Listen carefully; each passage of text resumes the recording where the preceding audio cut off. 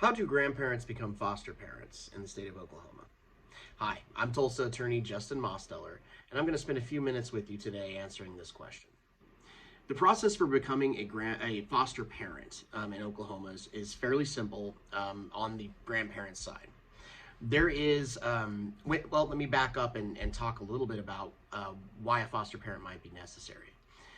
In situations where the parents are unfit or have done something that rises to the level of what's called a deprived petition, the child will be removed from the parent's custody and placed in either kinship foster placement or a traditional foster placement. Now, a kinship foster placement is what it says it is. It's a placement of the children with a family member or relative, or even a friend of the family, somebody that the parents trust, somebody that the courts trust to act in the best interest of the child. Traditional foster placement is what you think of when you think of foster placements. It's being placed with in a foster home with a family that has decided they want to foster, or even in worse case scenario, placed into a shelter with other children in need of foster care. In order to be a foster placement for your grandchild, it's really about having a clean record first and foremost. DHS will do an investigation. They are required by law to make an attempt to place a child with family first. They have to show that they use their best efforts to do so. And so in the way that they do that is they will interview family members. In fact, they ask the parents to provide contact information for all possible family members. And they will interview those family members, and then they will do a pretty in-depth background check.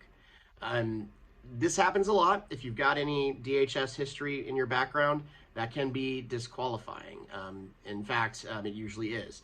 DHS does not really take it upon themselves to dig deep into the facts of a previous DHS case that involved the grandparents. They just blanket disqualify, and the courts usually support that decision. In that scenario, though, it's not over yet necessarily. I have represented many grandparents who have been in the situation where a deprived case has been filed, and DHS has erroneously disqualified them. At that point, you can file a motion to intervene into the deprived case, which is the first and necessary step, so that you actually have standing to address the court in the case, since you're not the parent.